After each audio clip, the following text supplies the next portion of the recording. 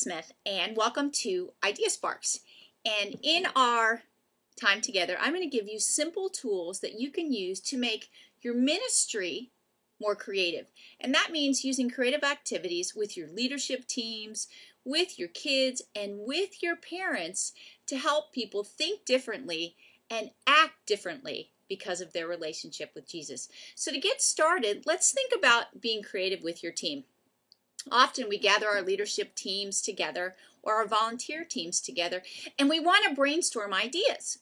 We're like, okay, let's think of new ideas for a Halloween event or a fall festival.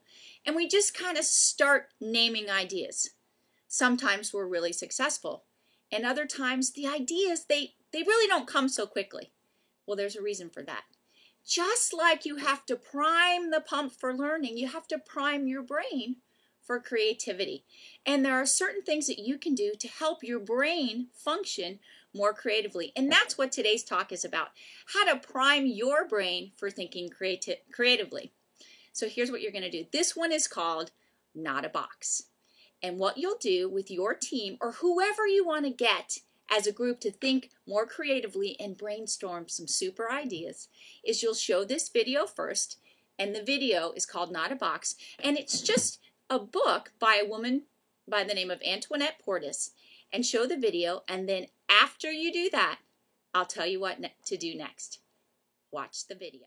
Not a Box by Antoinette Portis. To children everywhere sitting in a cardboard box. Why are you sitting in a box? It's not a box. What are you doing on top of that box? It's not a box. Why are you squirting a box? I said it's not a box. Now you're wearing a box? This is not a box. Are you still standing in that box? It's not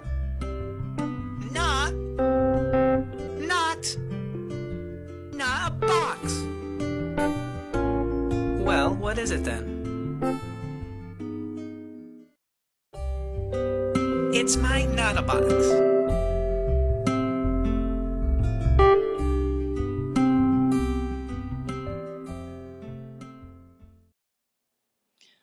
Great. So now you've watched the video, Not a Box, with your team or with your kids.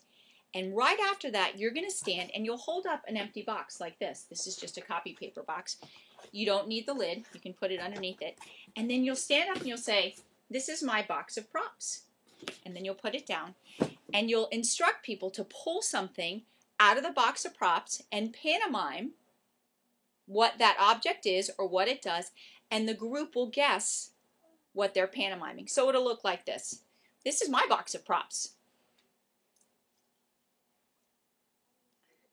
And then the group would guess. Did you guess? It was a tennis racket and a ball. Then you pass the box to your group that's gathered in a circle. I recommend maybe 6 to 8 people per group. And they keep pulling objects. Well, I'm going to pull something else out. And somebody would guess. Did you guess? A toothbrush. And you keep doing that for about 6 or 7 rotations in the circles. And what's happening as people are pantomiming and guessing and brainstorming and getting creative with what they're pulling out of the box of props is that they're priming their brain to think creatively. And they're moving from using just the left side of the brain to using the right side as well. And here's what research has proven, that if you go for more than 50 ideas, your brain is really cooking. And that's when you're going to get your most creative responses. So here's what I want you to do. Grab your boxes, get your groups together, and start thinking the possibilities. Think about the possibilities of what could be in your box of props. Go ahead and begin. How'd you guys do? Did you get 50 ideas or 60? How many of you got 80? Here's the thing. After you've done the experience, the box of props, you want to gather your groups together and have them talk about what it was like to brainstorm. How did they get their ideas? What strategies did they use? Did they piggyback on one another? Did they recall memories? Or did they pantomime sports or things that they actually use on a daily basis? It's really important to debrief these creative exercises, because when you get down to brainstorming for your ministry, for that new fall festival, or for a new event for preteens, you're going to want to capitalize on what you've done that was successful in these experiences and apply those same strategies to your task at hand. So talk about what strategies did you use, how did you feel during this experience, how could we use something like this to help us brainstorm new ways to engage kids in a relationship with Jesus.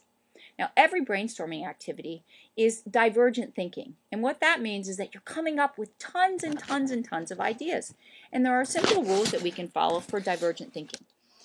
First of all, you name and accept every idea. There isn't a bad one out there. We're brainstorming. The second thing is you go for quantity. Push yourself to move beyond those initial 25 ideas. Go to 50, 75, and even 100. When you're using divergent thinking, piggyback and build on the ideas of others. And finally, have a good time. You never know what's going to evolve based on your creativity. So that's Idea Spark number 1, the Not a Box.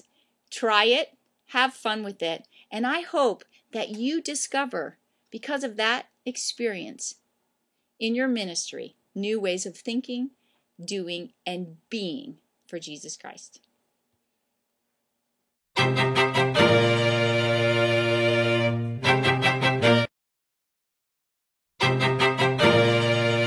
Hi, welcome back to Idea Sparks. In our last video, we talked about idea generation, brainstorming lots and lots of ideas. But what do you do when you have so many ideas and you don't know which one to pick? Well, that's when you move from idea generation to idea elimination or convergent thinking. And there are ways that you can do that so that you really pick the best idea for your purpose and in a way that honors everyone on your team. So let's take a look at how to do that today. Here are a bunch of ideas that we just brainstormed. Everybody put their ideas on Post-it notes. And there's pretty much a sea of ideas here. So what do you do next? Well, you group the ideas by affinity or by likeness. So I'm going to group these by likeness. The colors of the Post-its have nothing to do with it. But you make some categories, and you can group by action or subject matter, anything, hopefully these will stick, that you want to create some subgroups for your team. And once you group them by affinity or likeness, and you may have some that don't fit into groups, like these guys, then what you're going to do is you're going to have your team members come up and vote on which idea they like best. And there's several ways to do that. Some people recommend using these circular stickers. And you give everybody on the brainstorming team a sticker, just one. Give them one chance to vote on their best idea. And when you say go, people come up and they put a sticker by the idea that they like best. So one person may put a sticker there. Somebody may put one here. And here's what happens at the end. After a while, you'll start seeing some trends. And when you see that there's a cluster of ideas in one spot, you'll notice that there's the most interest or most support for that idea. Now, the stickers are one way. I like to do another way, and that is forming what we call a human bar graph. And a human bar graph is really cool. So here's what you do. You take your 4 categories, and you put each of them on a large Post-it note like this. By the way, these are my favorite. They're bigger than usual, and you can write a lot on there. And I usually put a number, like number 1, and I put the idea, let's say, I'll just put a food event for the category. And then I get a large wall, and I put these numbers up on the wall. So with the number and each idea, the major ideas that you want to move forward from your sticky notes, a number 2, and that idea,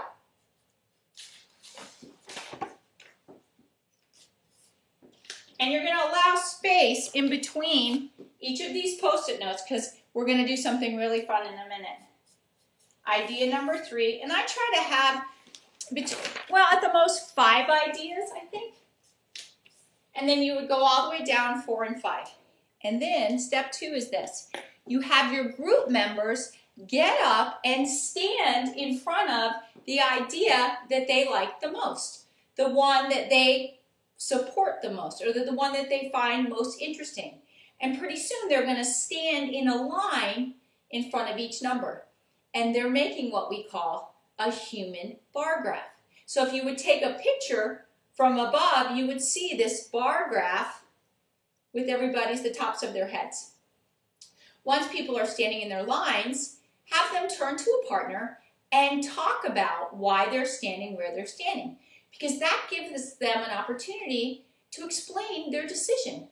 And we know that when we have the opportunity to talk to one another, to share our thoughts and feelings, we're learning more, and that learning will stick with us. So after you've done the human bar graph, then you can send people away based on their number choice to develop that idea. So by the end of the day, you have 4 or 5 well-developed ideas. And then after that, each group, based on their affinity or their passion for the subject, can present their ideas to the rest of the group. And now you have an opportunity for many people to give input to different ideas, plus you walk away with one idea that everyone can support. So that's moving from tons of ideas to a strategy to help people choose the best idea for your purpose. So you'll have lots of sticky notes this size when you generate your ideas. Then you'll move them into those affinity groups like we saw earlier. You can use the stickers to let people vote for the idea they like best. Or you can use my favorite, which is the human bar graph. People line up. They stand by the number that they want or that they prefer. They talk about where they are, and then they move into small groups to further develop their ideas. Give them about 20 minutes. Allow each group to present why they think their ideas should be moved forward. And then as a group, come to a consensus about what your team will do in a creative, collaborative way. Thanks.